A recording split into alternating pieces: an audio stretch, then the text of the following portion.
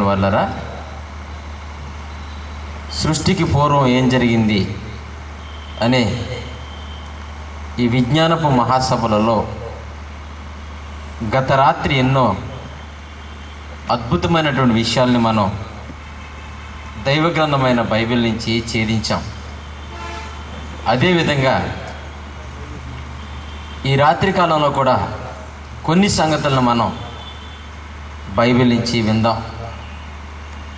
ప్రియులారా, ఈ సభలకు ఇచ్చేసినటువంటి మీరందరూ తెలుసుకోవలసినటువంటి ముఖ్యమైన సంగతులు ఏమిటంటే, చాలా సభలకు మీరు వెళ్ళినట్టుగా మరి ఈ సభల్లో డాన్సులు ఉండవు, ఏమండి, సాక్ష్యాలు ఉండవు, హల్లెలూయాలు ఉండవు, మరి లేనిపోయినటువంటివి ప్రజలకు మెప్పించే కార్యక్రమాలు లేవని మీరేం బాధపడకండి. ఎందుకంటే చాలామంది అనుకుంటూ ఉంటారు, రక్షణ గురించి చెప్పరేంటండి, బాప్తిజం గురించి చెప్పరేంటండి, విశ్వాసం గురించి చెప్పరేంటండి అని అడిగేవారు చాలామంది ఉంటారు. అయితే ఇది ప్రాథమిక పదాలు చెప్పుకునేటువంటి కాలం కాదు అని దయచేసి మీ హృదయాలను తెలిసి ఆలోచించవలసిందిగా మీకు నేను తెలియజేస్తున్నాను. ప్రియులారా, ఈ కాలంలో ప్రపంచం ముగింపుకు వచ్చిందనే సంగతి మీరు ఆలోచించండి. మన పితరుల కాలానికి మనం ఉన్న కాలానికి చాలా తేడా ఉంది. ధర్మశాస్త్రాన్ని కలిగిన ఇశ్రాయేలీలకి, క్రొత్త నిబంధన కలిగిన క్రైస్తవులకి చాలా తేడా ఉంది. మనం ఇశ్రాయేలీలం కాదు. ఇశ్రాయేలీలైతే 6 దినములు తమ పని చేసుకొని 7వ దినాన్ని మందిరానికి వెళ్ళి కూర్చుని వచ్చేసేవారు. మరి మనం, ఎవడైనను నన్ను వెంబడించకోరిన ఎడల ప్రతి దినములు తన సిలువను ఎత్తుకోవాలి అన్న కాలానికి వచ్చి ఉన్నాం. మన పనులు చేసుకుంటూ మన కుటుంబాలను పోషించుకుంటూ ఇశ్రాయేలీలాగా ఆదివారమో లేదా శనివారం ఒక్కరోజే గుడిలో కూర్చునే కాలం కాదు ఇది. ఇది విజ్ఞాన కాలం. మానవుని ఆలోచనలు పెచ్చిరేగుతున్న కాలం ఇది. మనిషి ఊహలు అంతరిక్షాన్ని దాటి వెళ్ళిపోతున్న కాలం ఇది. అలాంటి సందర్భంలో ఈ దినాలలో ప్రతి వారం మీరు గుళ్ళో వింటారు రక్షణ గురించి, విశ్వాసం గురించి, మారు మనసు గురించి, బాప్తిసం గురించి. ప్రతి వారము ప్రతి సభల్లో వినేది ఇదే. ఇప్పటి వరకు క్రైస్తవ సమాజంలో మనం వినేదంతా ప్రాథమిక పాఠాలు. రండి, వినండి, రక్షణ పొందండి. జకే మారు మనసు పొందాడండి. ఇవి ఎన్నో వందల సంవత్సరాల నుంచి వింటున్న బోధ. మనం బైబిల్లో అదే ఉందండి. రక్షణ గురించి తప్ప ఇంకేమీ లేదా? విశ్వాసం గురించి తప్ప ఇంకేమీ లేదా అంటే, అమ్మో, బైబిల్లో నేర్చుకోవలసింది, వెతకవలసింది, తెలుసుకోవలసింది మహాజ్ఞాన సంగతులు ఎన్నో ఉన్నాయి. మరి అవన్నీ ఎవరు చెబుతారు, ఎప్పుడు చెబుతారు, ఎప్పుడు నేర్చుకుంటారు మీరు అనేదే ఈరోజు నేను ఈ క్రైస్తవ సమాజాన్ని అడిగే ప్రశ్న అండి. మీరు అనుకున్నట్టు బైబిల్లో ప్రాథమిక జ్ఞానం కాదండి, అది మహావిజ్ఞానం. అది రక్షణ కూడా కావాలి. మనకి రక్షణ కావాలి, విశ్వాసం కావాలి, భక్తి కావాలి, ఇవన్నీ కావాలి మనకి. అయితే మీరు సంఘాల్లో వాటిని నేర్చుకుంటలేదా? అంత లో స్టాండర్డ్లో ఉన్నామా మనం అండి? ఇలాంటి వారి గురించి బైబిల్ ఏం చెప్పిందో తెలుసా? హెబ్రీయులకు రాసిన పత్రిక 6వ అధ్యాయము, హెబ్రీయులకు రాసిన పత్రిక 6వ అధ్యాయము మొదటి వచనం నుంచి మీరు చూస్తే, హెబ్రీయులకు రాసిన పత్రిక 6వ అధ్యాయము మొదటి వచనం నుంచి తీశారండి. ఈ సభలలోనైనా మీరు జాగ్రత్తగా బైబిల్ చదవండి. చాలామంది బైబిల్ చదవమన్నారు, బైబిల్ చూడనివ్వరు. అలా చూడలేకపోవడం వల్ల ఈ సమాజం చాలా దెబ్బతినేసింది. పాస్టర్ గారు ఏది చెప్పినా నిజమనుకోవడం మీ పొరపాటండి. ఎందుకంటే దయ్యం కూడా దైవజనుల ముసుగులో తిరుగుతుందనే సంగతి మీకు తెలియాలి. దయ్యం వచ్చి మీ ముందుకు వచ్చి నేను దయ్యాన్ని అని చెప్పదు ఎప్పుడు. దానికి అనుకూలమైన అనుచరులను ఎన్నుకుంటూ ఉంటుంది. మోసపోకండి. కాబట్టి నిర్జీవమైన క్రియలను మీరు తొందరగా విడిచిపెట్టాలి అన్నారు దేవుడు. దేవుని పిల్లలారా, క్రైస్తవ బిడ్డలారా, మీరింకా సత్యములోకి రాకుండానే నిర్జీవ క్రియలు చేస్తున్నారు అన్నది బైబిల్. నిర్జీవ క్రియలు అంటే జీవం లేని క్రియలు అని. ఏమిటా జీవం లేని క్రియలు అంటే క్రింద చెప్పారండి. మీరు నిర్జీవమైన క్రియలను విడిచిపెట్టండి దయచేసి అన్నారు. అప్పుడే మొదటి శతాబ్దంలోనే క్రైస్తవ బిడ్డలకు దేవుడు హెచ్చరించి రాయిస్తూ, మీరు నిర్జీవమైన క్రియలు చేస్తున్నారు, వాటిని వదిలిపెట్టండి అన్నారు. ఏమిటా నిర్జీవ క్రియలు అంటే క్రింద చదివితే మీకు అర్థమవుతుంది. ఏంటంటే అది ఏమండి, మారు మనసు పొందడము నిర్జీవ క్రియ.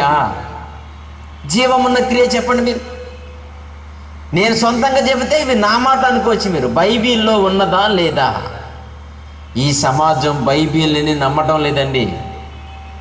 క్రైస్తవులు చాలామంది బైబిల్ని అనుసరించడం లేదు. సొంత సిద్ధాంతాలను, సొంత సంస్థలను, వ్యక్తిగతమైన బోధలని అనుసరిస్తారే తప్ప బైబిల్ ఏం చెప్పింది, బైబిల్ ఎవరికి ఏం బోధించిందనే సంగతిని ఆలోచించరు. అందుకనే ఎవరికిష్టమైనది వాళ్ళు చెబుతుంటే దానిని అనుసరిస్తారే కానీ స్వచ్ఛమైన, పరిశుభ్రమైన దేవుని మాట అయిన బైబిల్ని మాత్రం ప్రజలు అనుసరించడం లేదు. ఎట్టున్నారా? నిర్జీవ క్రియలను విడిచిపెట్టండి అని మారు మనసు పొందుటయు, దేవుని యందలి విశ్వాసం ఉంచండి అని చెప్పడము, బాప్తిస్మములను గూర్చిన బోధ చేయడము, నెత్తి మీద చెయ్యి ఉంచుకుని ప్రార్థన చేయించుకోవడము, చనిపోతే మరలా జీవితం ఉందనే మృతుల పునరుద్ధానమును, నిత్యమైన తీర్పు ఉందని అనే పునాది మాటి మాటికి సంఘాలలో బయట ప్రజలకి వెయ్యకండి అన్నాడు. అలా ఉందో లేదో దయచేసి మీ బైబిల్లో చూడండి. ఈ పునాది మరలా వేయకండి అన్నాడు. ఒక్కసారే వేయమని చెప్పాడు. మీరు బాప్తిసం ఒకసారి తీసుకోవాలి, మీరు రక్షణ ఒకసారే పొందుకోవాలి, మీరు ఇవన్నీ కూడా ఒక్కసారి మీ జీవితంలో జరగాలి. ఈ పునాది మరలా వేయకండి అంటే ఒకసారి వేస్తే చాలు. ఇంటికి పునాది ఎన్నిసార్లు వేస్తారో తెలుసా? ఒక్కసారే వేస్తారు. ఇంటికి పునాది వేశారంటే ఆ పునాది మీద నెక్స్ట్ గోడ కట్టాలి, తర్వాత డోర్లు పెట్టాలి, కిటికీలు పెట్టాలి. అవునా కాదండి? ఇక జీవితాంతము పునాది వేస్తే మరి ఇల్లు ఎప్పుడు కడతావు? గోడలు ఎప్పుడు లేస్తాయి? కిటికీలు ఎప్పుడు పెడతారు? ఫ్లోరింగ్ ఎప్పుడు చేస్తారు? ప్లాస్టింగ్ ఎప్పుడు చేస్తారు? అందులో మీరు ఎప్పుడు ఉంటారు చెప్పండి? ఎప్పుడు పునాది వేసుకుంటూ ఉంటుంటే నువ్వెప్పుడు కాపురం చేస్తావు చెప్పండి? అందుకే ఇంటికి ఒకసారి పునాది వేసినట్టుగా మీ ఒంటికి కూడా ఈ మాటలు ఒక్కసారే కావాలి. ఇవన్నీ చెబుతూ బాప్తిసములు కూర్చిన బోధ, హస్త నిక్షేపములు, నిత్యమైన తీర్పు, మారు మనసు పొందటం అనే పునాది మరలా వేయక క్రీస్తుని కూర్చిన ఈ మూల పాఠాలను మానేయండి అన్నాడా లేదా చూడండి. ఒక్కసారే మీకు ఇవి సంఘాలలో ఒక్కసారే చెప్పాలి. ఇవి మీకు కొత్తగా మీరు దేవుళ్ళలోకి వచ్చినప్పుడు వీటి గురించి ఒక్కసారే చెప్పాలి. దయచేసి వీటిని మానేయండి అన్నారు. మానతారండి? దేవుడు మానేయండి అంటే కొనసాగిస్తారు, కొనసాగించండి అంటే మానేస్తారు. ఎంత రివర్స్ గేర్ అండి ప్రజలు వచ్చేది దేవుడికి. ఎంత రివర్స్గా బ్రతుకుతూ ఉండి, ఎంత అజ్ఞానంగా బ్రతుకుతూ ఉండి మీకు పరలోకం వస్తుందనుకుంటే ఎంత మోసపోతున్నారండి. బైబిల్ ఏమో ఎలా చెబుతుంది, బయటేమో అలా వింటున్నాం. ఏమండి, రాత్రి ఎన్నో గొప్ప సంగతులు చెప్పానండి, కానీ రక్షణ గురించి చెప్పలేదు అంటున్నారంట. రక్షణ గురించి నేను చెప్పడం, నీ సంఘాలు చెప్పడం లేదా? అంత తెలియకుండా ఉన్నారండి. యేసుప్రభు గారు వచ్చి చనిపోయి 2000 సంవత్సరాలు అయినా నీకు రక్షణ తెలియదంటే నీ బాప్తిసం వేస్ట్. అసలు నీకున్న మారు మనసు వేస్ట్. ప్రియులారా, ఇది బైబిల్ని అజ్ఞానంగా బోధించే కాలం కాదు ఇది. అందరిలాంటి సభలు కాదు ఇవి. మీరు ఆలోచించాలి. ఇంతవరకు చాలామంది మాయగాళ్ళ మాటలు వినుంటారు మీరు, కానీ ఇంతవరకు బైబిల్లో ఎవ్వరూ చెప్పలేని మహాజ్ఞాన సంగతులు ఇవి. ఎవరూ చెప్పరు మీకు. ప్రపంచంలో ఉన్న ఏ బైబిల్ యూనివర్సిటీలో చెప్పరు ఈ మాటలు మీకు. బైబిల్లో ఉన్న రహస్యాలు బైబిల్కు మాత్రమే పరిమితమైపోయింది. మనుషులు బాగుపడడానికి బోధ ప్రారంభించారే తప్ప దేవుణ్ణి బాగు చేయడానికి కాదు, దేవుని విషయాలు ప్రపంచ ప్రజల మధ్యకి వెళ్ళడానికి కాదు. దేవుడు మాట చెబితేనే లోకం మారుతుందండి. దేవుని గురించి చెబితేనే ఈ ప్రపంచం మారుతుంది. నా సాక్ష్యాలు, నా వ్యక్తిగత విషయాలు, నా కుటుంబ పరిస్థితులు, నా అనారోగ్య సమస్యలు మీకు చెప్తే మీకు ఏం మారమని వస్తుందో చెప్పండి. ఒకవేళ వస్తే మాత్రం మీరు ఏం నిలబడతారు? మీ జీవితంలో మిమ్మల్ని నిలబెట్టే శక్తి దేవుని మాటకు మాత్రమే ఉంది. మనుషుల హృదయాలను మార్చే శక్తి బైబిలులో ఉన్న దేవుని మాటకే ఉంది. ఆ మాట ప్రాథమికంగానూ మీరు నేర్చుకోవాలి, మహాజ్ఞానంగానూ మీరు నేర్చుకోవాలి. క్రైస్తవుడిగా మారిన తరువాత మీరు నేర్చుకోవలసిన ప్రాథమికమైన బోధ ఉంది. అదేంటో తెలుసా? బాప్తిసం తీసుకోవడం, రక్షణ పొందుకోవడం, విశ్వాసంగా బ్రతకడం, ప్రార్థన చేసుకోవడం, అంతే. ఇవన్నీ ప్రాథమికమైన విషయాలు, ఈ మూలపాఠాలు. వీటిని మానేయమన్నాడా? జీవితాంతకాలం వీటి గురించే చెప్పుకోమన్నాడా? మూలోపదేశములను మానేయండి. తర్వాత ఏం చేయాలండి? సంపూర్ణులైపోవడానికి సాగిపోండి. బాప్తిసం పొందుకున్నారా? మంచిది. రక్షణ పొందుకున్నారా? మంచిది. విశ్వాసంగా ఉన్నారు కదా? ఇంకా మంచిది. మంచిదే. ఏమండి? మంచి సాక్ష్యం కలిగి ఉన్నారు కదా? మంచిదే. గుడికి వెళ్తున్నారు కదా? ఇంకా మంచిది. ఆ తర్వాత ఏం చేయాలి? సంపూర్ణులగుటకు మీరు సాగిపోవాలి. సంపూర్ణులు అవ్వడానికి క్రైస్తవ బిడ్డలారా, బాప్తిసం తీసుకున్న దేవుని పిల్లలారా, ప్రతి ఆదివారం గుడికి వెళుతున్నటువంటి దేవుని కుమారులారా, కుమార్తెలారా, ఆ తర్వాత మీలో జరగవలసిన మార్పు ఏంటో తెలుసా? మీరు సంపూర్ణులు అవ్వాలి. దేంట్లో? చందాలు పట్టడంలోను, ఏమండి, గుడికి రంగేయడంలోను, జెండాలు కత్తిరించడంలోను, ఏమండి, భోజనాలు వడ్డించడంలోను సంపూర్ణులు కాదు. దేవుని వాక్యాన్ని అర్థం చేసుకోవడంలో, దేవుని గురించి ప్రకటించడంలో, ఎదుటి వాళ్ళని రక్షించడంలో, బైబిల్ చెప్పడంలో మీరు పరిపూర్ణులు కావాలి. పరిశుద్ధాత్ముడు రావడానికి గల కారణం అదే. పరిశుద్ధాత్మ దేవుడు భూమి మీదకి రావడానికి గల ప్రాథమికమైన కారణం ఏంటో తెలుసా? మీకు భాషలు రావాలని, మీకు ప్రవచనాలు రావాలని, మీకు స్వస్థత వరాలు ఇవ్వాలని మాత్రమే కాదు. మాయి ప్రజలు వీటిని పట్టుకుని సొమ్ము చేసుకుంటారు చాలామంది. పరిశుద్ధాత్మ దేవుడు ఈ భూమి మీదకి రావడానికి గల కారణం, ముఖ్యమైన కారణం ఏంటో తెలుసా? మీతో భాషలు మాట్లాడించాలని, ప్రవచనాలు చెప్పించాలని, ఏమండి, మిమ్మల్ని ఉర్రూతులోగించాలని మాత్రమే కదా ఆయన వచ్చింది. మొదటి శతాబ్దంలో సంఘ అభివృద్ధి కొరకు ఇవన్నీ జరిగాయి. మంచిదే. ఆయన వచ్చిన అత్యున్నతమైన ప్రాముఖ్యమైన పని ఏంటో తెలుసా? యోహాను సువార్త 16వ అధ్యాయము, యోహాను గారు రాసిన సువార్త 16వ అధ్యాయము 13వ వచనం ఒకసారి చూడండి ప్రియులారా. ఎంత మంచి మాటని దేవుడు రాసిన, ఈ ప్రజలు చదవకుండా వదిలిపెట్టేసిన మాట ఒకటి చూడండి. యోహాను గారు రాసిన సువార్త 16వ అధ్యాయము 13వ వచనం. అయితే ఆయన, అంటే పరిశుద్ధాత్మ దేవుడు, అనగా సత్య స్వరూపి అయిన పరిశుద్ధాత్మ దేవుడు భూమి మీదకి వచ్చినప్పుడు మిమ్ములను ఒక చోట ఖాళీగా ఉంచడు. సర్వసత్యములోకి వచ్చేసిన వారై ఉండాలి. కానీ ఎక్కడున్నారని అడుగుతున్నాను ప్రియులారా. ఈ క్రైస్తవ సమాజం ఎక్కడుంది? ఎంత నేర్చుకుంటుంది? దేవుని విషయాలలో ఎంత డెవలప్ అవుతుంది? దేవుని యొక్క అమూల్యమైన సంగతులు నేర్చుకోవడానికి ఎంత ఇంట్రెస్ట్ చూపిస్తున్నారు చెప్పండి. ఈరోజు మీరు పరిపూర్ణులుగా ఏ క్రైస్తవులైనా మారుతున్నారా? పరిశుద్ధాత్మ దేవుడు వచ్చి 2000 సంవత్సరాలు అయ్యిందే. యేసుక్రీస్తు మహానుభావుడు రక్తం చిందించి మన కొరకు తన ప్రాణ త్యాగం చేసి 2000 సంవత్సరాలు అయిందే. వీళ్ళ త్యాగాలు ఉపయోగించుకున్న క్రైస్తవ బిడ్డలలో జరిగిన సర్వసత్యం ఏంటి చెప్పండి? మీరు నడిచిన సర్వసత్యం ఏంటి? ఆయన వచ్చాడు మిమ్మల్ని నడిపించడానికి. ఎక్కడికి? సత్యములో నుంచి సర్వసత్యములో నడిపించడానికి వచ్చాడు. సత్యం అంటే ఏంటండి? దేవుని వాక్యం. దేవుని వాక్యం యొక్క లోతులలోనికి మిమ్మల్ని తీసుకువెళ్ళి ఆయన కలిగించిన ఈ సృష్టి ఏంటో, ఈ సృష్టికి పూర్వం ఈ లోకం గురించి ఆయన పడిన కష్టం ఏంటో, ఇవన్నీ చూపించడానికండి ఆయన వచ్చింది. ఈ సర్వసత్యంలో నడిపించడానికి వచ్చాడు ఆయన. ఇలా నడవడానికి ఎవరు ఇష్టపడుతున్నారు? గుడి వరకు, దేవాలయం వరకు, చర్చి వరకు నడిచి అక్కడ ఆగిపోయారు. ఇంకక్కడే వయసు వస్తుంది, అక్కడే పండిపోతాం, అక్కడే మరణిస్తాం. ఎక్కడ అభివృద్ధి చెందాం మనం? పరిశుద్ధాత్మ దేవుడు ఎందుకు వచ్చాడో ఆ కారణం తెలుసుకున్నారు కదా మీరు.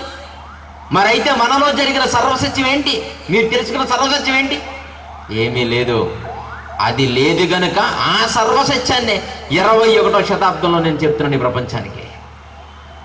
ఇంతవరకు ఈ లోకం తెలుసుకోలేని మహాసత్యాన్ని, అనేకమైన సంవత్సరాల బైబిల్లో ఉన్న మహాజ్ఞానాన్ని పఠించి ప్రపంచానికి తెలియని మహాజ్ఞానాన్ని బైబిల్లో ఉన్నది చెప్తున్నాను. రాత్రంతా బైబిల్లో ఉన్నది చెప్పాను. మరి దాన్ని మీరు చెప్పకపోయి, నేను చెప్పకపోయి, వాళ్ళు చెప్పకపోయి, ఎవరు చెప్పకపోతే ఎవరు చెప్పాలని దేవుడు రాయించాడో మీరు చెప్పండి. ఎవరు ఈ మాటల్ని బోధించాలని దేవుడు రాయించాడు? మీకు ఇష్టమైంది, మీ సంస్థకి సరిపోయింది మీరు చెప్పుకొని వెళ్ళిపోతే సరిపోద్దా? వద్దండి. దేవుని మనసును కష్టపెట్టకండి, దేవునికి ఆ ఆవేదన కలిగించకండి. మనమంతా నేర్చుకుంటామని దేవుడి మహావిజ్ఞానాన్ని రాయించాడు. అదే ఈ సృష్టికి పూర్వం ఏం జరిగింది అనేది లోకం నడవలసినటువంటి సత్యం అండి. ఇది సర్వసత్యం. ఇది వాక్యం యొక్క లోతులలోనికి, సర్వసత్యంలోనికి వెళ్ళాలనే పరిశుద్ధాత్మ దేవుడి లోకానికి ఎత్తించాడు. తండ్రి తన కుమారులిద్దరిని లోకానికి పంపించాడు. ఈ సృష్టికి పూర్వం ఏం జరిగిందో అనేది ఆలోచిద్దాం. ప్రభునందు ప్రియమైన దేవుని వారలారా, ఎవరిని కించపరచాలని కాదు, కాకపోతే ఇన్ని వేల సంవత్సరాలు గడిచిన సమాజం ఏమీ నేర్చుకోవడం లేదనే బాధ తప్ప. ప్రియులారా, మమ్మల్ని లేదు అంటున్నారనే కానీ బాధ మాకు లేదండి. మీరు బాగా ఆలోచించండి. సత్యమును చెబుతున్నామా లేదో తెలుసుకోండి. ఇన్ని సంవత్సరాల నుంచి మీరు వింటున్న బోధకి, మీరు చెబుతున్న బోధకి ఎంత తేడా ఉందో మీరు ఆలోచించండి. సృష్టికి పూర్వం ఏం జరిగిందో తెలుసా? పరలోకం ఈ ప్రపంచాలను కలిగించడానికి పరలోకపు సైన్య సమూహం ఈ లోకానికి ఏతించింది. సృష్టికి పూర్వం ఈ ప్రపంచాలనేవి కలగక ముందు కొన్ని వందల కోట్ల, కోటాను కోట్ల సంవత్సరాల క్రితం పరలోకపు సైన్య సమూహము ఈ ప్రపంచాన్ని కలిగించడానికి నాంది పలికింది. ఆ నాంది ఏంటో, ఆ ప్రారంభం అనేది ఏంటో, సృష్టికి పూర్వము జరిగిన ఈ ఆనందమైనటువంటి పని ఏంటో మరలా ఈ రాత్రి కొద్దిగా మనం చూద్దాం. యోబు గ్రంథము 38వ అధ్యాయము, యోబు గ్రంథము 38వ అధ్యాయము 4, 5, 6, 7 వచనాల వరకు చదువుదాం ప్రియులారా. ఈ భూమి మీదకి వచ్చిన మనమంతా ఈ రోజు చూస్తున్నాం. చూసారా, ఇక్కడ బ్రతకడానికి ఎన్నో ఇబ్బందులు పడుతున్నాం. మన వారి చావు చూస్తున్నాం. ప్రేమించిన వారు మన కళ్ళ ముందు నుంచి వెళ్ళిపోవడం చూస్తున్నాం. మనకు ఒకసారి ఆస్తులు రావడం, ఆ ఆస్తులు సడన్గా మనం వదిలిపెట్టి పోవడం, ఎన్నో సంపాదించుకుంటున్నాం, ఎన్నో పోగొట్టుకుంటున్నాం. అలాగే ఊజు దేశంలో ఉన్న మహాచక్రవర్తి యోబు తన జీవితంలో భూమి మీదకి ఒంటరిగా వచ్చిన తన బ్రతుకులో కాలక్రమంలో ఎన్నో ఆస్తులను కూడగట్టుకున్నాడు. వయసు వచ్చిన తర్వాత మనకు వలనే మంచి భార్యని పెళ్లి చేసుకున్నాడు, వివాహం చేసుకున్నాడు, ముత్యాలాంటి బిడ్డల్ని కన్నాడు. ఒంటరిగా వచ్చిన ఆయనకి కాలక్రమంలో ఎన్నో సంక్రమించాయి, ఎన్నో వచ్చి పడ్డాయి. దిగంబరిగా భూమి మీదకి వచ్చిన ఒక వ్యక్తి వయసుతో పాటు శరీరంలో జరుగుతున్న మార్పులతో పాటు కాలక్రమంలో ఎన్నో వసతులు సమకూర్చుకున్నాడు. అందులో భార్య ఉంది, బిడ్డలు ఉన్నారు, పశువులు ఉన్నాయి, ఆస్తులు ఉన్నాయి, సేవకులు ఉన్నారు. రంగరంగ వైభవంగా 3 పువ్వులు 6 కాయలుగా సాగిపోతున్న మానవ జీవితంలో యోబు గారి బ్రతుకులో అన్ఎక్స్పెక్టెడ్గా, అనుకోని రీతిలో ఎదురు దెబ్బ తగిలింది. సంపాదించుకున్నవన్నీ ఒక్కసారి చేజారిపోతే, కుప్ప కూలిపోతే ఏ మనిషి అయినా బాధపడిపోతాడో. సంపాదించుకున్నవన్నీ చేజారిపోతే ఏ మనిషి అయినా విచారణకు గురైపోతాడు, బాధకు లోనైపోతాడు. మీకు తెలుసు. అలా బాధపడుతున్న సమయంలో పుట్టుక పరమార్థం తెలియక భూమి మీదకి వచ్చిన తరువాత సంపాదించుకున్నవి జారిపోయినవని బాధపడుతున్న సందర్భంలో మనిషిగా పుట్టిన మనిషికి తెలియని మహా చరిత్ర, సృష్టికి పూర్వం ఏం జరిగితే సృష్టి పుట్టిందో చెప్పడానికి యోబును ఉద్దేశించి దేవుడు పలుకుతున్న మాటలే ఇవి. ఏమిటవి? యోబు, భూమి మీదకి వచ్చిన తరువాత నీకు పోయినవి, సంపాదించుకున్నవి పోయినవని బాధపడుతున్నావు కదా. నువ్వు భూమి మీదకి వచ్చిన తరువాత నువ్వు సంపాదించుకున్నవి పోయినవని బాధపడుతున్నావు కదా. అయితే నేను ఒక ప్రశ్న వేస్తాను, నీకు జ్ఞానం ఉంటే చెప్పన్నాడు. నువ్వు ఉంటున్న ఈ భూమికి పునాది వేసినప్పుడు, సృష్టికి పూర్వం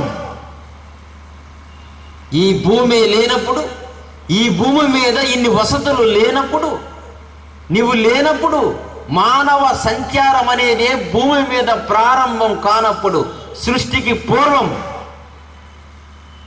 నేను ఈ భూమికి పునాది వెయ్యడానికి వచ్చినప్పుడు నీవెక్కడున్నావో నీకు తెలుసా అన్నాడు.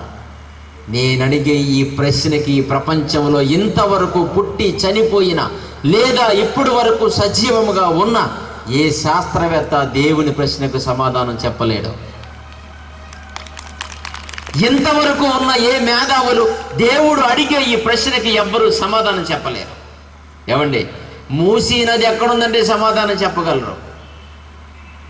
ఎక్కడుందంటే సమాధానం చెప్పగలరు.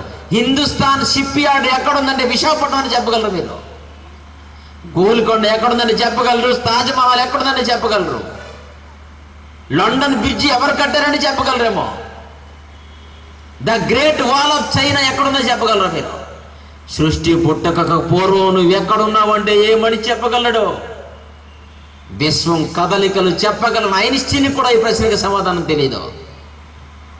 దేవుడు అడిగే ప్రశ్నకు మనిషి దగ్గర సమాధానం ఉందా? మనిషి అడిగే ప్రశ్నలకు మనిషి దగ్గర సమాధానాలు ఉన్నాయండి. వాటిని మనం కరెంట్ అఫైర్స్ అంటున్నాం, జనరల్ నాలెడ్జ్ అంటున్నాం మనం వాటిని. కానీ దేవుడు అడిగే ప్రశ్నకు సమాధానం ప్రపంచ ప్రజలలో ఎవరి దగ్గరైనా దొరుకుతుందా? ఏమండి, మీరు ఎప్పుడు పుట్టారంటే చెప్పగలరు. 1970 అనో, 1976 అనో, 1978 అనో. కానీ ఈ భూమి పుట్టక ముందు నువ్వు ఎక్కడున్నావంటే మీరేం చెప్పగలరు? నేను ఎక్కడున్నానండి అని చెప్పగలరు. వెంటనే నేను ఎక్కడున్నానండి అని చెప్పగలరు. మీరు లేరా? ఈ భూమి ఆకాశములు పుట్టక మునుపు మనం లేవా? చెప్పండి, మనం ఉన్నావా లేవా? లేరని మీరు అనుకుంటున్నారా? లేనివారైతే ఎలా వస్తారు ఇక్కడికి? లేనివారే అయితే ఇక్కడ ఎలా వస్తారు? లేనివాడు ఎవడు ఈ ప్రపంచంలోకి రాలేడండి. ఉన్నవాడు తప్ప లేనివాడు ఎవడు రాలేడు. నేను మా ఊరు నుంచి గుంటూరు పట్టణం వచ్చానంటే ఉంటే వచ్చానా లేకపోతే వచ్చానా? మీరు ఈ మైదానంలోకి వాక్యం వినడానికి రాగలిగారంటే మీరు ఉంటే వచ్చారా లేకపోతే వచ్చారా? మీరు ప్రపంచానికి కొన్ని సంగతులు తెలియవు. భూమి తిరుగుతుందని తెలుసుకున్నారు. సూర్యకుటుంబంలో కొన్ని గ్రహాలు ఉన్నాయని తెలుసుకున్నారు. ప్రతి 76 సంవత్సరాలకి ఏలి నక్షత్రం వస్తుందని తెలుసుకున్నారు. 2014 సంవత్సరానికి రాబోయే కాలానికి ఓ భయంకరమైన ఆస్ట్రాయిడ్ అండి, గ్రహ శకలం ఆకాశంలో నుంచి భూమి మీదకు పడి ఢీకొనబోతుంది అని తెలుసుకున్నారు. కానీ ఈ లోకాలు పుట్టక మునుపు, సృష్టికి పూర్వం మీరు ఎక్కడున్నారో, ఎలా ఉన్నారో, ఉన్నారా లేదా అనేది మీకు ఎవరైనా చెప్పారా? చెప్పలేదు. చెప్పని ప్రశ్నని దేవుడు తీసుకొని ఈ మానవ విజ్ఞానం కల మనుషులుగా బ్రతుకుతున్న వారిని అడుగుతున్నాడు ఈరోజు. నువ్వు ఉంటున్న ఈ భూమికి పునాది వేయబడక మునుపు నువ్వు ఎక్కడున్నావు అన్నాడు.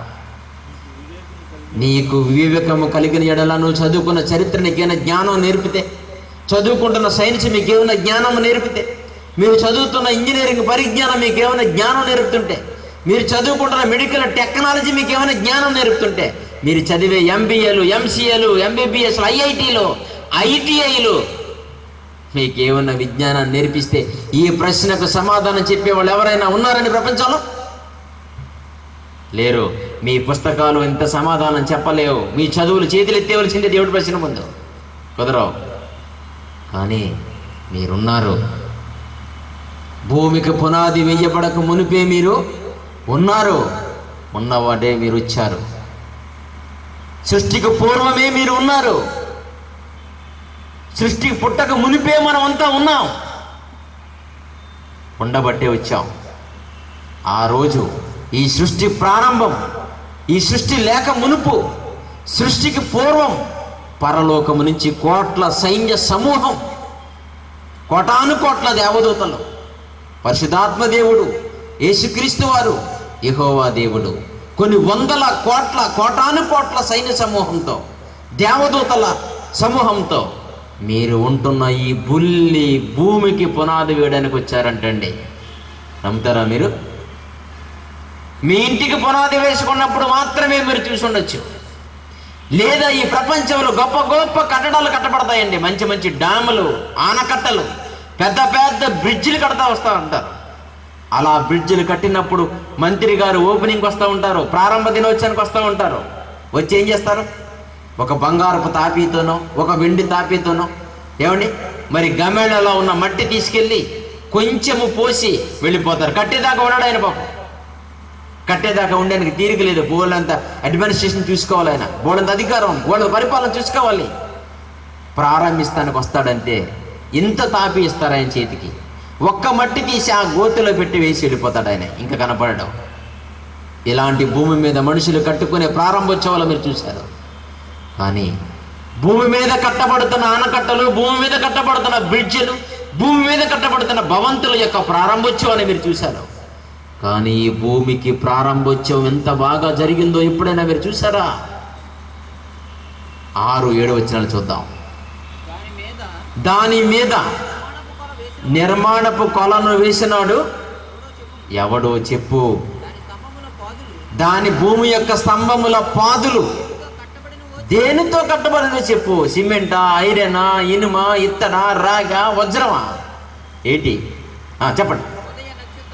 ఉదయ నక్షత్రములు ఏకముగా కూడి పాడినప్పుడు దేవదూతలందరూ ఆనందించి జయధ్వనులు చేసినప్పుడు దాని మూలరాతిని వేసిన వాడెవడో చెప్పు అన్నాడు. పిల్లరా, మనం ఉంటున్న భూమిని ప్రారంభించే ప్రారంభోత్సవ దినం కోటాను కోట్ల దేవదూతల ఆనందోత్సవాలతో ప్రారంభమైనదండి సృష్టి. కోటాను కోట్ల దేవదూతల జయధ్వనులతో చూసారా మీరు?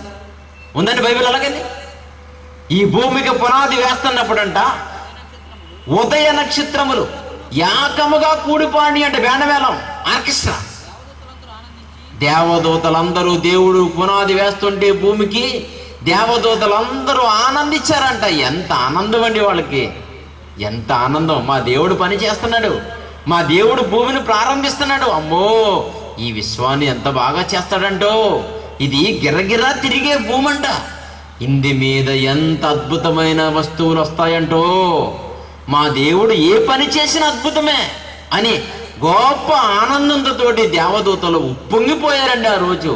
సృష్టికి పూర్వం ఈ భూమికి పునాది వేస్తున్న తొలి దినాలలో దేవదూతల యొక్క ఆనంద ఉత్సవాల మధ్య, జయధ్వనుల మధ్య ఉప్పొంగిపోయిందండి భూమికి పునాది. అదండి దేవుడు ప్రారంభించిన మొదటి కార్యక్రమం, సృష్టి కార్యక్రమం.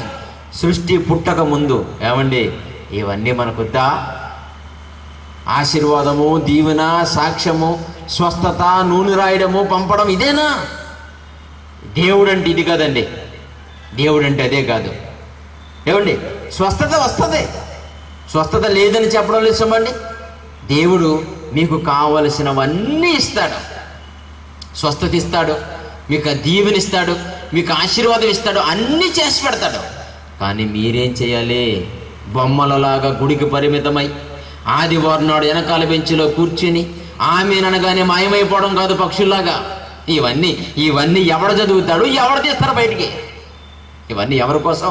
పాస్టర్ గారు చదువుకునే పుస్తకం కాదు బైబిల్. బైబిల్ అనేది సేవకులు చదువుకునే పుస్తకం కాదు. ప్రపంచ ప్రజలందరూ చదవలసిన దేవుని మనసు అది. ఇది ఎవరు చదివితే వారికే దేవుడి మనసు తెలుస్తుంది.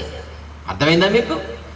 బైబిల్ అనేది ఎవరు చదివితే వారికే దేవుడు మనసు తెలుస్తుంది.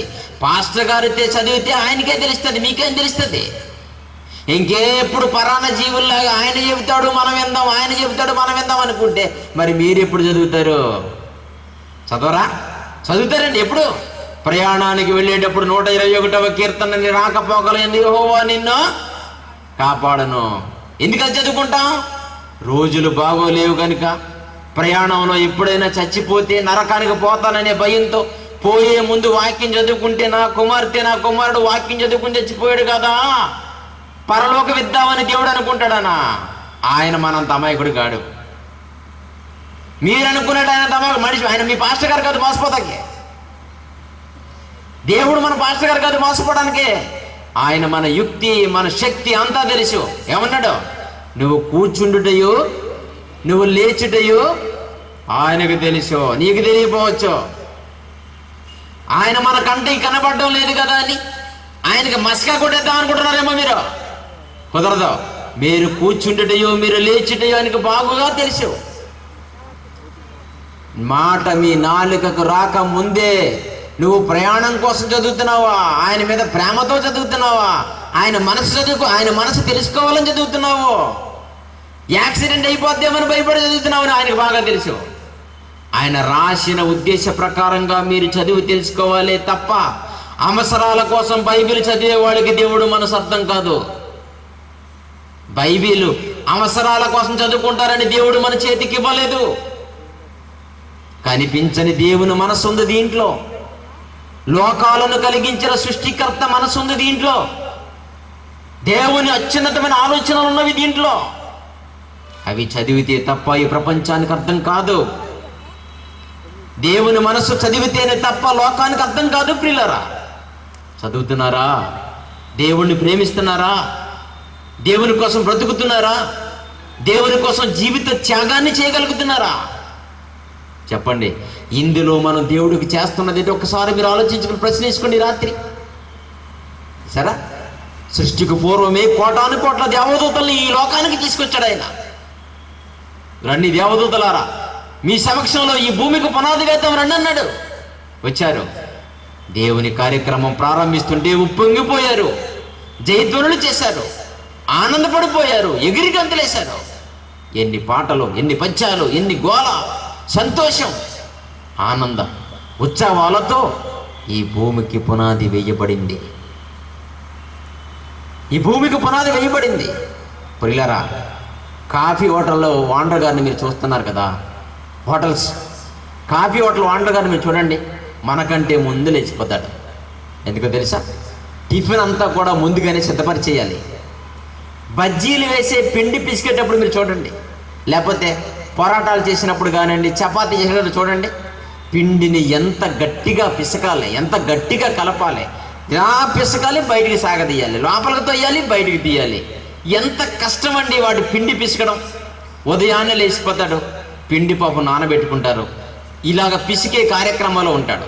గట్టిగా పిసుకుతాడు, మళ్ళీ లోపల పెడతాడు. ఇలా గట్టిగా పిసికితేనే కానీ దానికి ఆ చిక్కదనం రాదు, మీకు తెలుసు. ఆ తర్వాత చీకటిగా ఉండగానే స్టవ్ వెలిగిస్తారు, పెనం తీస్తారు, పాత్ర తీస్తాడు, స్టవ్ మీద పెడతారు. స్టవ్ వెలిగించి పాత్ర పెట్టి పాత్రలో నూనె పోస్తాడు. ఇదంతా కష్టమే ఆయనకి. నూనె కాగే వరకు ఉంటాడు. నూనె కాగిన తరువాత గంటల కొలిది పిసికిన పిండి ఉంటుంది చూసారా, ఆ పిండిని తీసుకొచ్చి బజ్జీలాగా నూనెలో వేస్తాడు. ఏమండి, ఒక్క బజ్జీ కింద మీ కంటికి కనపడడానికి, ఒక పరోటా కింద మీ కంటికి కనపడడానికి హోటల్ యజమాని లేదా హోటల్లో ఉన్న వర్కరు ఏ పని చేయలేదనుకుంటే మీ పొరపాటు. ప్లేట్ బజ్జీ అయ్యా అనగానే బజ్జీ వచ్చింది అనుకుంటారా మీరు? అమ్మో, ప్లేట్ బజ్జీ వెనకాల ఎన్ని గంటల కష్టం ఉందో మీకు తెలుసు. సింగల పూరి ఇమ్మంటావు, ఆ సింగల పూరి వెనకాల ఎన్ని చేతులు పనిచేశాయో, ఎన్ని గంటలు కష్టపడిందో, ఎంత చెమట వచ్చిందో మీకేం తెలుసు? ప్రియులారా, అనుభవించే ప్రతి వస్తువు వెనకాల శ్రమ లేకపోతే ఏదీ రాదు. ఆ రోజు సృష్టికి పూర్వం కోటాను కోట్ల దూతల సమక్షంలో దేవుడు భూమికి పునాది వేశాడని చదువుకున్నాం కదా. వేశాడు. పునాది వేసి వెళ్ళిపోయాడా? మరి గోడలు కట్టొద్దా? భూమికి ఒక రూపం రప్పించొద్దా? భూమిని చక్కగా అమర్చొద్దా? చెప్పండి. అలా వెళ్ళిపోలేదు దేవుడు. దీనంతటని, ప్రపంచానంతటని వంట చేసినట్టుగా వండి పెట్టాడు. యెషయా గ్రంథం 45వ అధ్యాయము, యెషయా గారు రాసిన గ్రంథం 45వ అధ్యాయము,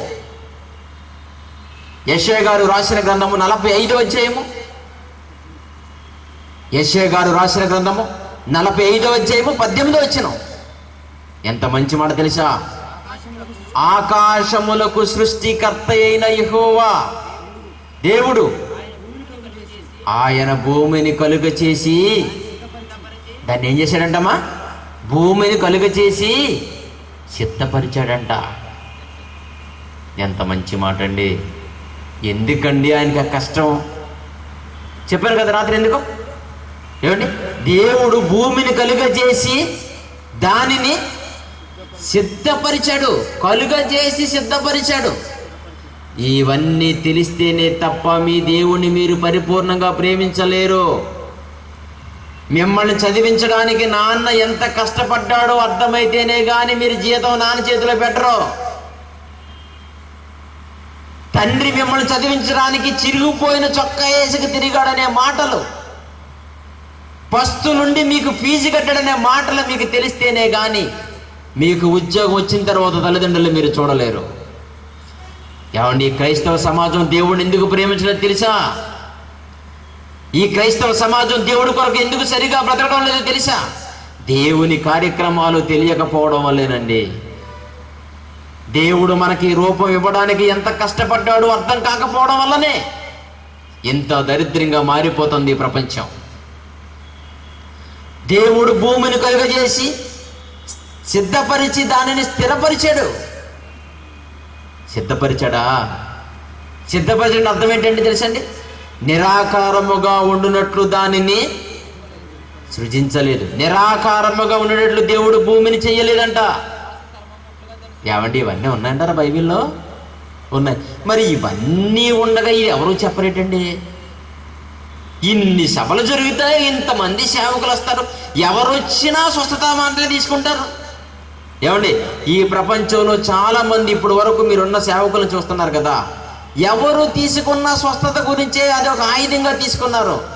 స్వస్థత బాగుపడకపోతే బాగుపడిన తర్వాత ఇక మరి మీరు చచ్చిపోరా? మనిషికి చావు అనేది లేదా? చెప్పండి. మనిషికి చావు అనేది ఉన్నప్పుడు, ఎప్పుడోకప్పుడు చచ్చిపోతామని తెలిసినప్పుడు కేవలం స్వస్థపడడానికే మీరు చూస్తే చావు తర్వాత ఎక్కడికి వెళతారో మీరు ఆలోచించరా? ప్రపంచం పాడైపోయిందండి.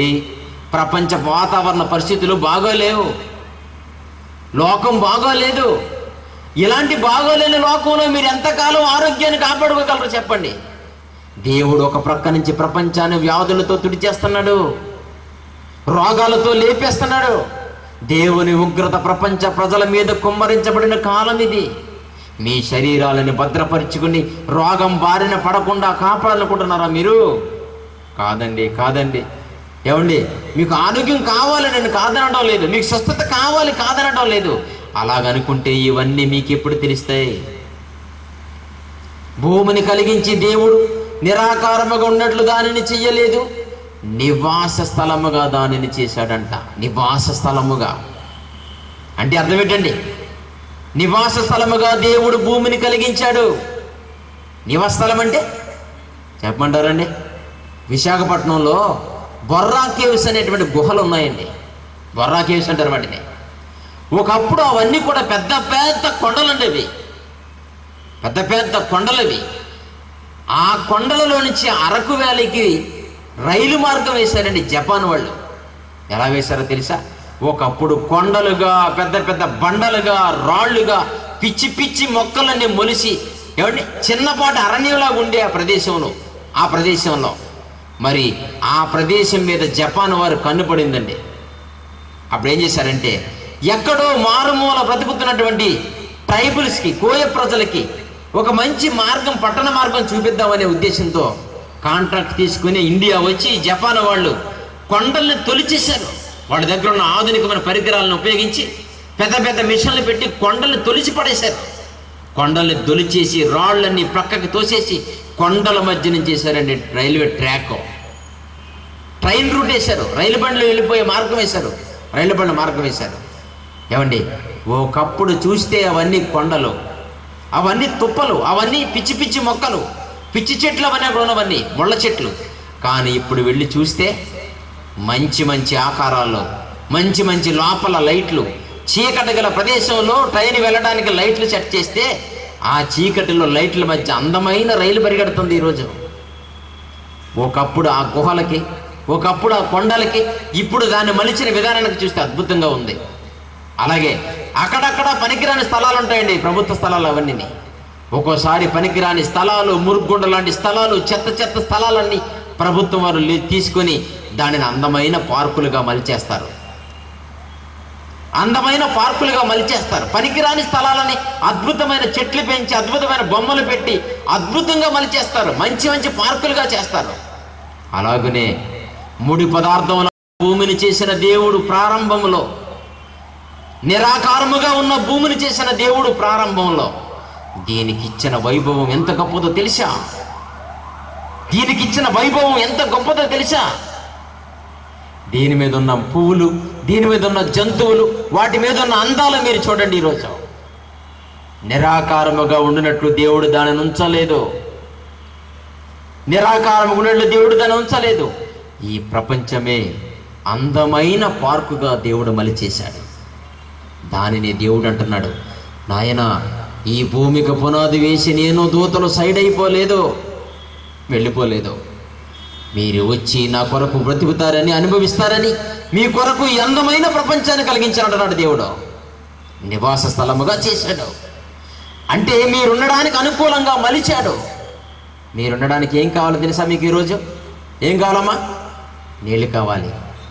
తెచ్చుకున్నారు అమ్మ కడుపులోంచి బయటకు క్యాను? అమ్మ కడుపులోంచి భూమి మీదకి వచ్చినప్పుడు క్యాన్తో నీళ్ళు తెచ్చుకున్నావు మనం? లేదు, వచ్చేటప్పటికే ఉన్నాయి, ఉన్నాయి మహాసముద్రాలుగా, నదులుగా, చిన్న చిన్న కాలువలుగా, ఉపనదులుగా ఉన్నాయి. ఎవరు తవ్వారు గోదావరి నదిని? ఎవరు తవ్వారు కృష్ణా నదిని? ఎవరు తవ్వారు మహాసముద్రాలు, పసిఫిక్ మహాసముద్రాన్ని? మానవుని చేతులతో అయ్యే నిర్మాణాలు కాదు ఇవి. మనిషి తవ్వడానికి ఇది కొవ్వాడ కాలువ కాదు, ఇది మనిషి కట్టుకోవడానికి చిన్న చిన్న గోపురాలు కాదు, ఇది భూగోళం. ఎవరు కట్టగలరు? ఎవరు చేయగలరు ఈ ప్రపంచాన్ని మనిషికి ఉపయోగపడినట్లు? తల్లి గర్భంలో నుంచి భూమి మీదకి వచ్చిన మనం నీళ్లు తెచ్చుకోలేదు ఇక్కడికి.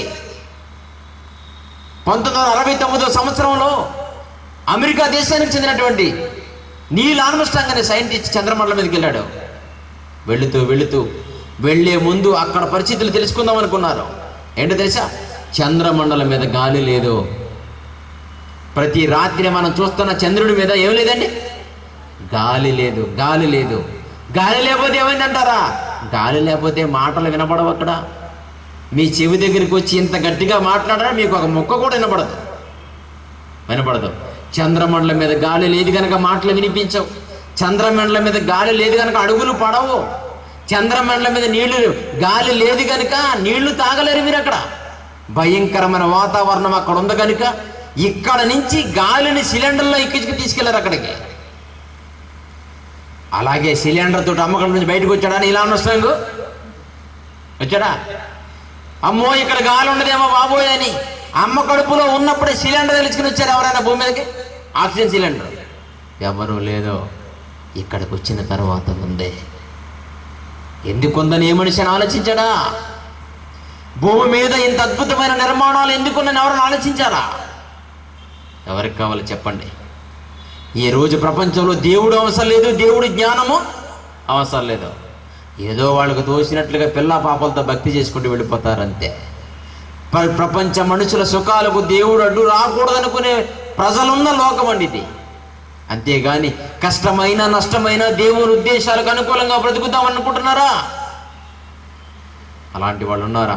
కష్టమైన నష్టమైన దేవుడి కోసం బ్రతుకుతామండి, ఉన్నా లేకపోయినా దేవుని కోసం జీవిస్తామండి.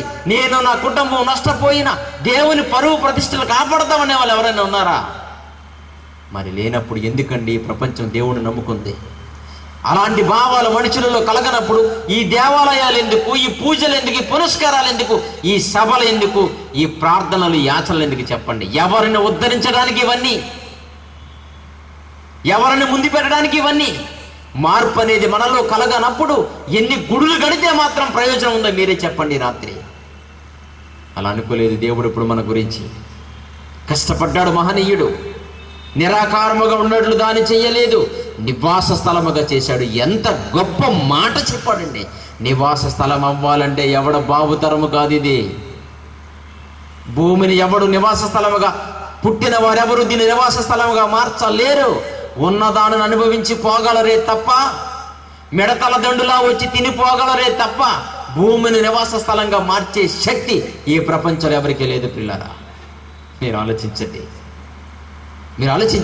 నివాస స్థలమైనట్టుగా దేవుడు దీనిని మార్చాడు. అంటే ఎలాగుంటే నివాస స్థలం అవుతుంది ఇది? తల్లిదండ్రులు బిడ్డలకి పెళ్లి చేసి వదిలేసి చెబుతూ ఉంటారు, ఈ రోజు నుంచి మీరు నూతన జీవితాన్ని ప్రారంభించండి బాబు, మీ సంసారం మీరు చేసుకుంటారు అంటారు. ఎలా చేసుకుంటారు? అప్పుడే పెళ్ళి అయిన వాళ్ళు ఇప్పుడు దాకా తల్లిదండ్రులు చాటును బతికొచ్చారు కదా. వాళ్ళు 20 సంవత్సరాలు తల్లిదండ్రులు చాటును పెరిగి వచ్చిన వాళ్ళు పెళ్ళైన వెంటనే వేరే కాపురం పెడితే ఎలా బ్రతుకుతారు వాళ్ళు? అప్పుడు ఏం చేస్తారు తెలుసా? మీరు బ్రతకాలంటే క్రొత్త డబల్ కట్ మంచం కొంటారు, క్రొత్త పరుపు, క్రొత్త తలదిండులు, పిల్లోస్, ఏమండి, క్రొత్త గ్యాస్ సిలిండరు, క్రొత్త లక్ష్మీ డీలక్స్ గ్యాస్ స్టవ్, క్రొత్త బిందులు, క్రొత్త ప్లేటులు, క్రొత్త గ్లాసులు, క్రొత్త చెంబులు, అన్నీ క్రొత్తవే, క్రొత్త పెద్ద షీట్లు. ఎందుకు?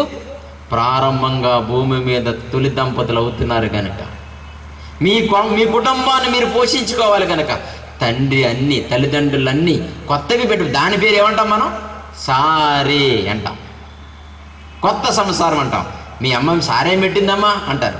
కొత్త టీవీ ఎదుగోండి, కొత్త డబల్ కట్ట మంచం ఎదుగోండి, కొత్త దుప్పటి ఎదుగోండి అని చూపిస్తారు కన్నేసి, ఏమండి? అలాగే అన్ని కొత్తవి కొంటారు. ఈ లోకములోకి అడుగు పెడుతున్న తొలి దంపతులైన ఆదామవ్వల కొరకు కూడా దేవుడు చేసింది అదే, క్రొత్త భూమి. డబల్ కట్ట మంచం కాదు ఇది, క్రొత్త భూమి. ఎవడెవ్వగలరండి దీన్ని అసలు మనుషులకి?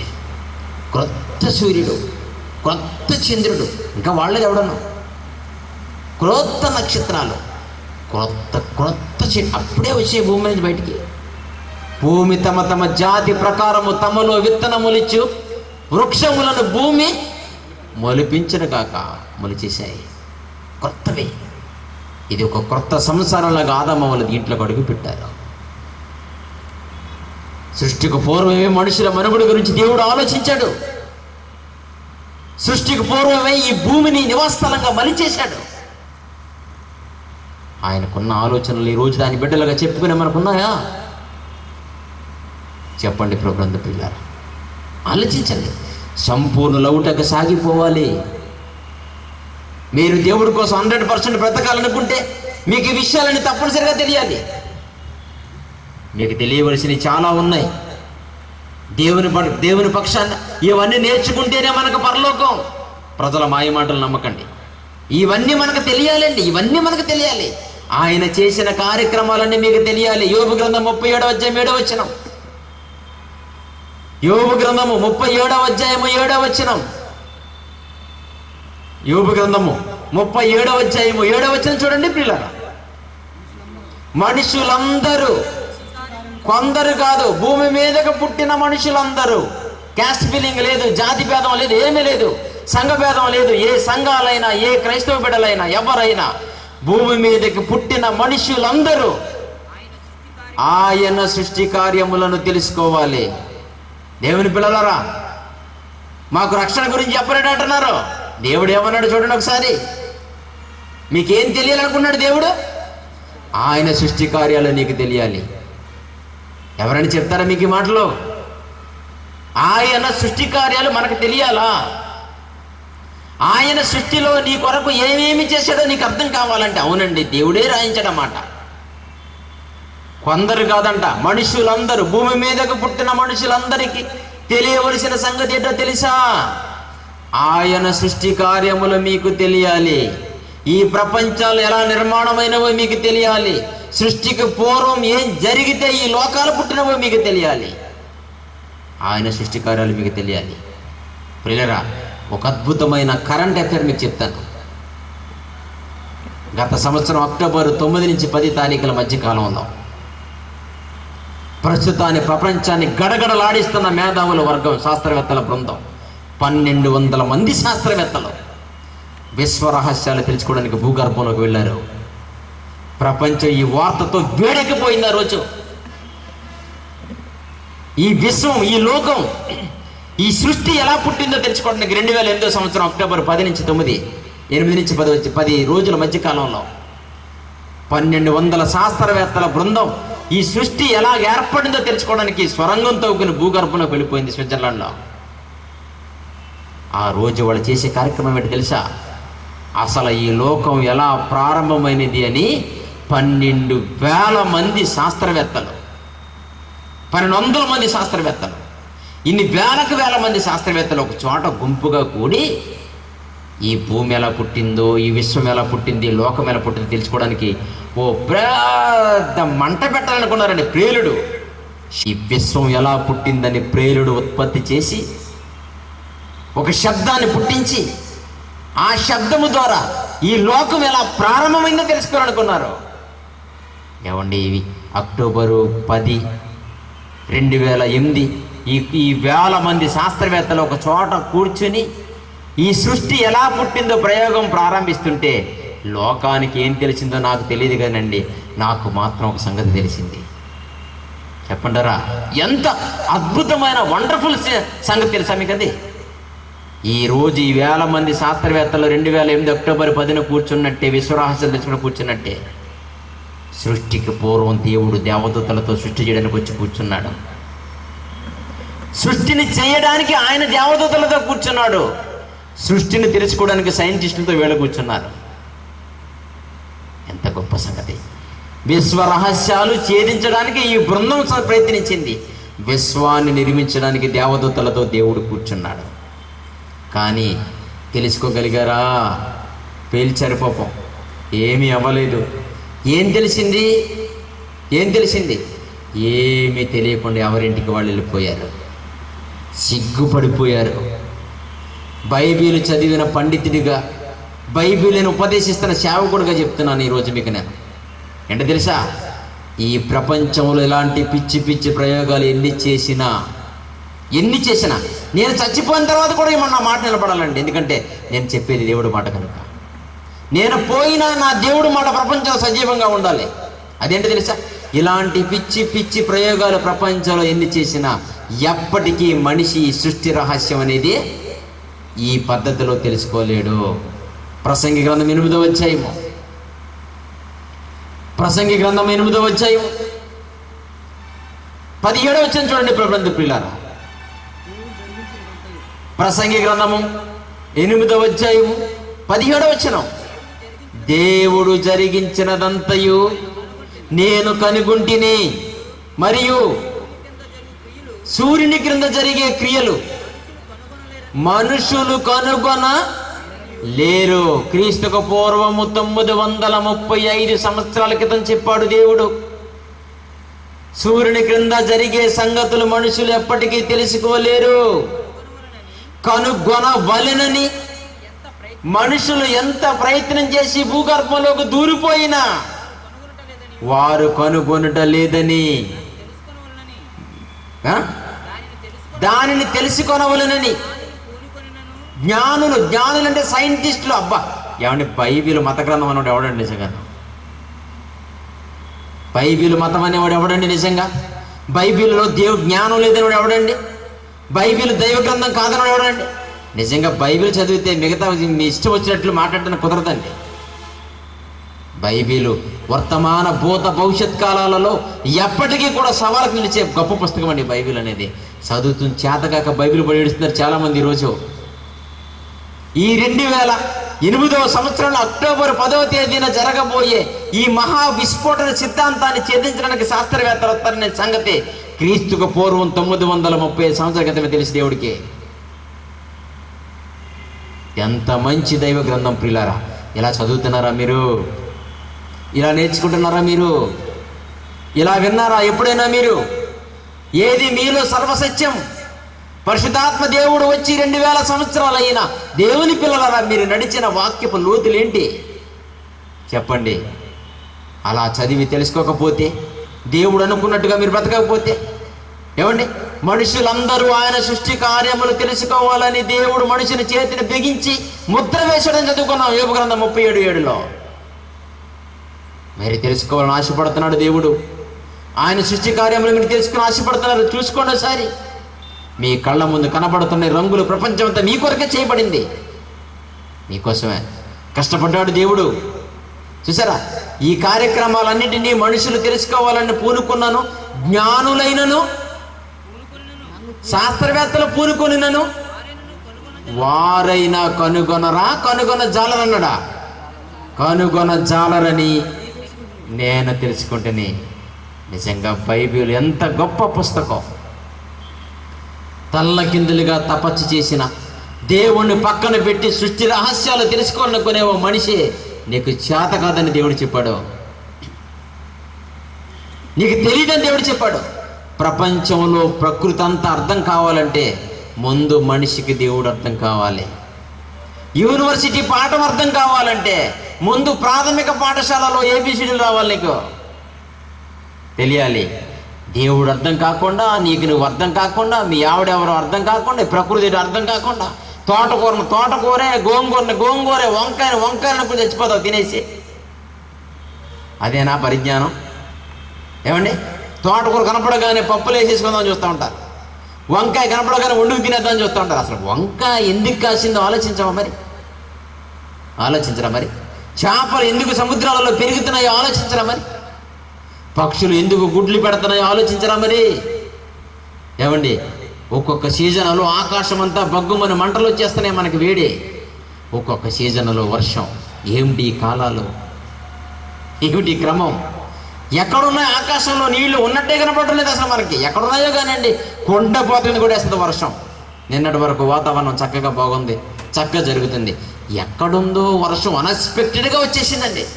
తుక్కు కింద మొత్తం తుడిచికిపోయింది. మామిడికాయలన్నీ రాలిపోయినాయి. మహాప్రభు అంటున్నారు రైతులు. ఏమిటి మాయ గాలి? ఏమిటి మాయ వర్షం? ఏంటో తెలియక అంటున్నారు. అకాలపు వర్షం వల్ల పంట నష్టం. అకాలపు వర్షం అంటది. కానీ పోయేగాల వర్షం అది. చూసారా ఏమిటండి కాలాల్లో క్రమాలు? ఎక్కడున్నాయో ఆకాశం నీళ్లు భూమి మీద కురిచేస్తున్నాయి. ఎక్కడుందో సూర్యుడు బగబగను మండించేస్తున్నాడు. ఎక్కడున్నాయో ఋతువులు, ఋతు కార్యక్రమాలు, వసంతకాలాలు, గ్రీష్మ ఋతువులు.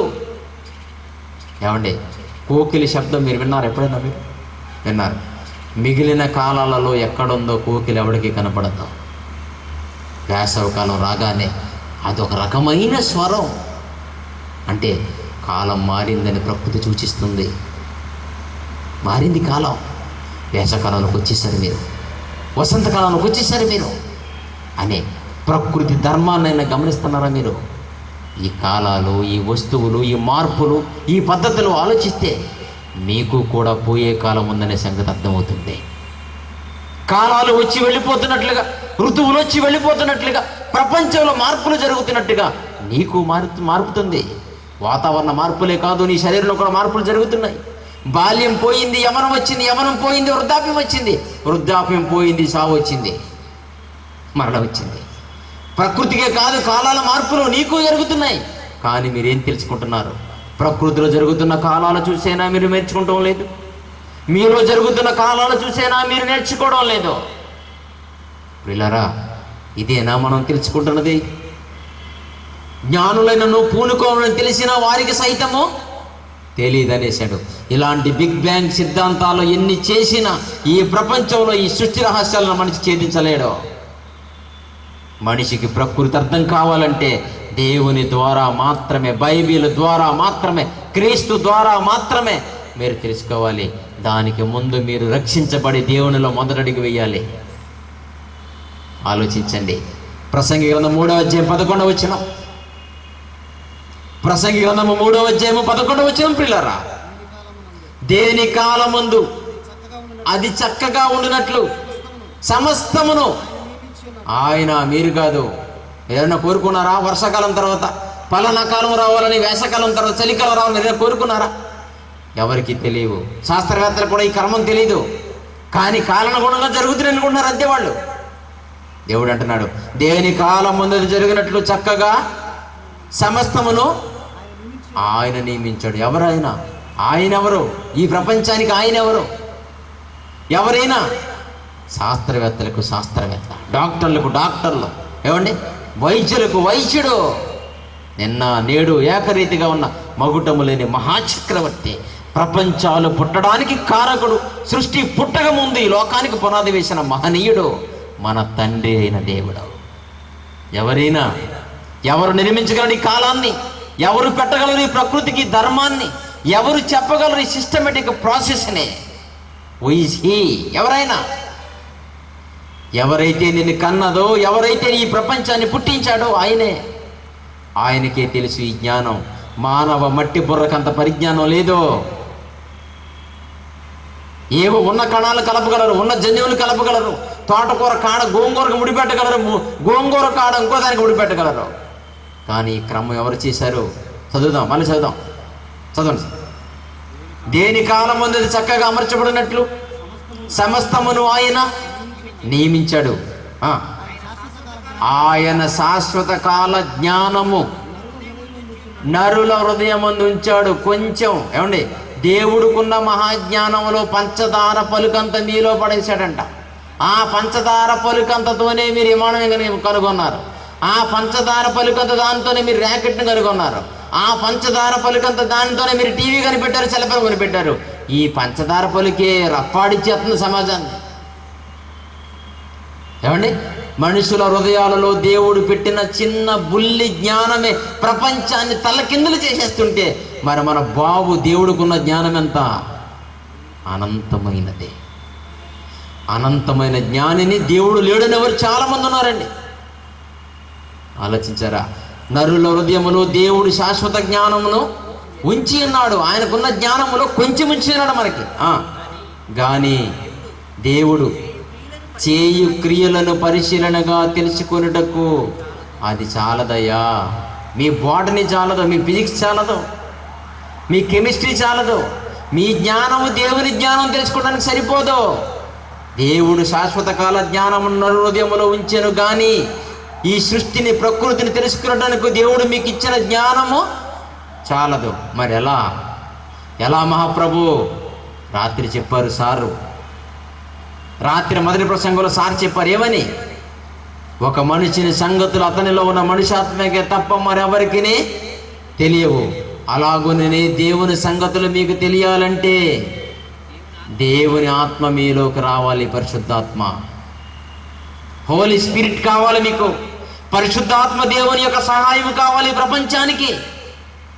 పరిశుద్ధాత్మ దేవుని సహాయం ఉంటే తప్ప ఈ ప్రపంచం ఏంటో మనుషులకు అర్థం కాదు. ప్రియులారా, సృష్టి అంటున్నారు చాలామంది, సృష్టి పుట్టి 1500 కోట్ల సంవత్సరాలు అయితే ఇంతవరకు సృష్టిలో పుట్టిన తర్వాత జరిగిన విషయాలే తెలియనప్పుడు ఈయనెవరండి సృష్టికి పూర్వం ఏం జరిగింది చెప్తా అంటున్నాడు. చూసారా? నేను కాదు చెప్పేది, పరిశుద్ధాత్మ శక్తితో బైబిల్లో రాయించిన మాటలను బట్టి నేను చెప్తున్నాను. నాకు హెల్ప్గా ఉన్నది ఐన్స్టీన్ గారు కాదు, స్టీఫెన్ హాకింగ్ కాదు. నాకు హెల్ప్గా ఇచ్చింది న్యూటన్ గమన సూత్రాలు కాదు నేను చదువుకున్నది. బైబిల్లో ప్రపంచానికి దేవుడు సూచించిన మార్గాన్ని ఈరోజు మీకు సవాలుగా చెప్తున్న ఈ వేదిక నిలబడి. ప్రభునందు ప్రియమైన దేవుని వారలారా, ఎంత గొప్ప దేవుని పిల్లలం మనమంతా. మన దేవుడు ఎంత గొప్పవాడు. ఆ దేవుని ఆవేదన, ఆ దేవుని కష్టం, ఆ దేవుని ఉనికి తెలుసుకుని భూమి మీద బతుకుతున్న దేవుని పిల్లలారా, మూలపాఠాలు మానేయండి దయచేసి. ప్రభు రాకడ ప్రపంచానికి దగ్గర పడింది. దేవుడు లోకానికి ఇచ్చిన టైం అయిపోయింది. ప్లీజ్ దయచేసి దేవుడిని అర్థం చేసుకోండి. వ్రాయబడిన లేఖనాలు అర్థం చేసుకోండి. ఎవరి గురించి దేవుడు మహాజ్ఞానం రాశాడో ఆ తండ్రి ఆవేదనను అర్థం చేసుకోండి. తండ్రి బాధను అర్థం చేసుకునే కుమారులుగా భూమి మీద బ్రతకండి దయచేసి. ఆ తండ్రిని అర్థం చేసుకోకుండా చచ్చిపోతే, ఆ తండ్రి గురించి తెలియకుండా చచ్చిపోతే, దేవుడు రాయించిన లేఖనాలలో ఉన్న పరమార్థం మీకు తెలియకుండా చచ్చిపోతే తండ్రి ఆవేదన తెలియని కుమారులుగా భూమి మీద మిగిలిపోతారు. జాగ్రత్త. ఆలోచించండి. సృష్టి పుట్టక ముందు కోటాను కోట్ల దేవదూతలతో ఈ భూమి మీద భూలోకానికి వచ్చి లేదా ఈ ప్రపంచంలో అడుగుపెట్టి ఆనందంతో, ఉత్సాహంతో, సంతోషంతో భూమికి పునాది వేశాడు దేవుడు. సృష్టి పుట్టక ముందు, సృష్టికి పూర్వం ఆయన ఎంత గొప్పవాడుగా, ఎంత గొప్ప కార్యక్రమాలను కొరకు చేశాడో మీరు ఆలోచించండి. ఆయన భూమిని నిరాకారముగా ఉండినట్లు చెయ్యలేదు, కానీ నివాస స్థలముగా ఉండినట్లు ఆయన దానిని చేశాడు. నివాస స్థలముగా ఉన్న తరువాతే మీరు ఈ లోకానికి అడుగు పెట్టారండి. మేమేమి లేకముందు మేము పంపిస్తే అల్లాడిపోయి చచ్చిపోదురు. వచ్చిన రోజునే మనకు మృత్యు వచ్చేసిండేది. క్షేమంగా 70 సంవత్సరాలు బతికారని చెప్తున్నారే. మా తాత 120 సంవత్సరాలు బతికారని చెప్తున్నాడే. ఆయన 120 బ్రతకాలంటే భూమి ఆయనకు అనుకూలంగా మలచాలి కదా. మీరు 100 సంవత్సరాల సుఖజీవనం భూమి మీద చెయ్యాలంటే మీకు అనుకూలంగా భూగోళాన్ని మలచాలి కదా. సిద్ధపరిచాడు దేవుడు, సిద్ధపరిచాడు. ఆయిల్ కావాలంటే ఆయిల్ పెట్టాడు భూమిలో, ఆహారం కావాలంటే ఆహారం పెట్టాడు భూమిలో, నీళ్లు కావాలంటే నీళ్లు పెట్టాడు భూమిలో. ఇదంతటిని సిద్ధపరిచాడు. సిద్ధపరిచి లోకానికి పంపించాడు. ఆయన చేసిన చేతి పనులన్నీ మీరు తెలుసుకోవాలి అనంట. దేవుడు సృష్టి కార్యక్రమాలన్నీ మీరు తెలుసుకోవాలని లోకానికి పంపించాడు. తెలుసుకునే ప్రయోజకులే దేవుడి దగ్గరికి వెళ్ళిపోవాలి. ఆలోచించండి ప్రియులారా, ఆలోచించండి. ఎక్కడున్నారు ఇంతవరకు? ఏం వింటున్నారు? ఏమి జ్ఞానం నేర్చుకుని ఆలోచించండి. దేవుని మనసు తెలుసుకోరా? దేవుని చేతి పని తెలుసుకోరా? సృష్టి పుట్టక ముందు దేవుడు ఎంత తల్లడిల్లిపోయాడో, ఎంత ఆవేదన పడిపోయాడో, ఎంత కబ్బిబ్బైపోయాడో వద్దా మనకి? అలా కనుక్కుంటే అసలు మన పిల్లలమైనా ఒక మంచి పాటని స్క్రీన్ మీద చూద్దాం. ఒక మంచి అద్భుతమైన పాటను, రాత్రిలకు అద్భుతమైన పాటను చూద్దాం. ప్రపంచానికి తెలియని ఎన్నో సంగతులు ఇప్పటి వరకు మీరు విన్నారు. సత్యంలో నుంచి సర్వసత్యంలో రావాల్సిన దేవుని పిల్లలు మూల పాఠాలకు పరిమితం కావద్దని, సృష్టికి పూర్వం దేవుడు మన పట్ల పడిన శ్రమ వృధా కాకూడదని అద్భుతమైన పాటని తెర మీద మీరంతా తిలకించారు.